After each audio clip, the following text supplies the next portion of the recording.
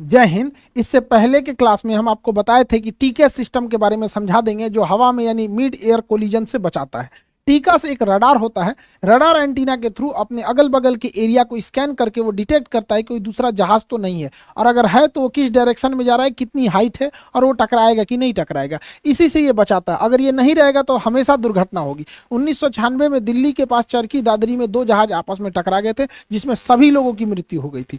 तो ये टीकेएस का फुल फॉर्म क्या होता है? Traffic collision avoidance system, TKS. इसी को हम लोग एकेएस भी कहते हैं। ये क्या होता है? Airborne collision avoidance system, AKS या टीकेएस करते हैं। ये क्या चीज होता है, कैसे काम करता है, समझिए। देखिए, जब दो जहाज आपस में एक पास से गुजरते हैं तो उनके बीच में कम से कम 1000 फीट की दूरी होनी चाहिए।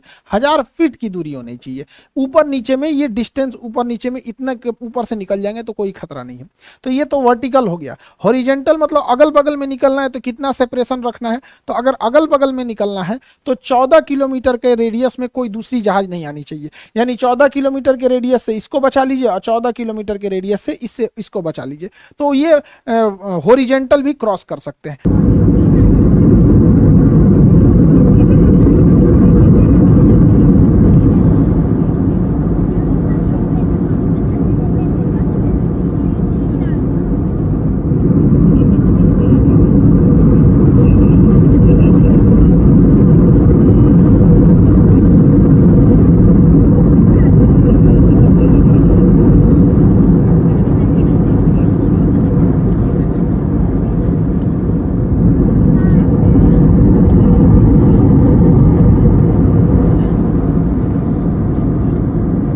टीकेएस इसी डिस्टेंस को मेंटेन रखने में हेल्प करता है। अगर ये रेडियस कम होगा तो वो वार्निंग देने लगेगा, अगर ये पास आने लगेंगे तो दोनों प्लेन को वार्निंग देने लगता है टीकेएस सिस्टम। अब ये कैसे काम करता है उसको एक एक करके समझते हैं।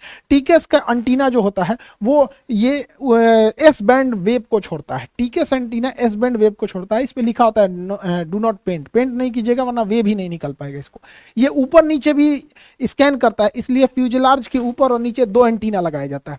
फ्यूजलार्ज जहाज के मेन हिस्सा को फ्यूजलार्ज कहते हैं, जिसमें पायलट और पूरे पैसेंजर बैठे रहते हैं। वो पूरा का पूरा हिस्सा हो गया फ्यूजलार्ज हो गया, और ये विंग्स हो गया, पीछे स्टेबलाइजर हो जाते हैं। पूरे जहाज में यही सिस्टम होता है। तो दो ठो लगे होते हैं, एक फ्यूजलार्ज के ऊपर जो ऊपर के एरिया को स्कैन करता है, एक फ्यूजलार्ज के नीचे जो नीचे के टोटल एरिया को स्कैन करते रहता है।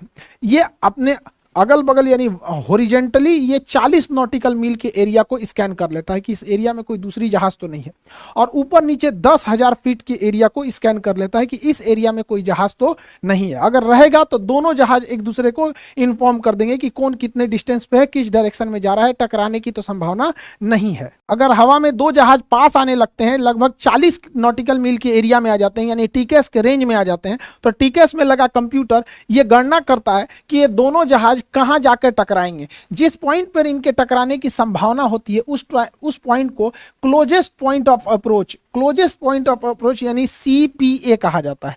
तो क्लोजेस्ट पॉइंट ऑफ अप्रोच से दूर रहना चाहिए, वरना ये वो जगह होता है जहां दोनों की टकराने की संभावना होती है और कितने मिनट बाद टकरा जाएंगे ये कैलकुलेशन टीकेएस का कंप्यूटर कर देता है, और इसके बाद वो वार्निंग देने लगता है। अगर ये 40 नॉटिकल मील दूर है इंट्रूडर, दो जहाज आपस में एक दूसरे को इंट्रूडर कहते हैं, इसके लिए ये जहाज इंट्रूडर है और इस जहाज के लिए ये जहाज इंट्रूडर है, यानी आपस में टकरा सकते हैं।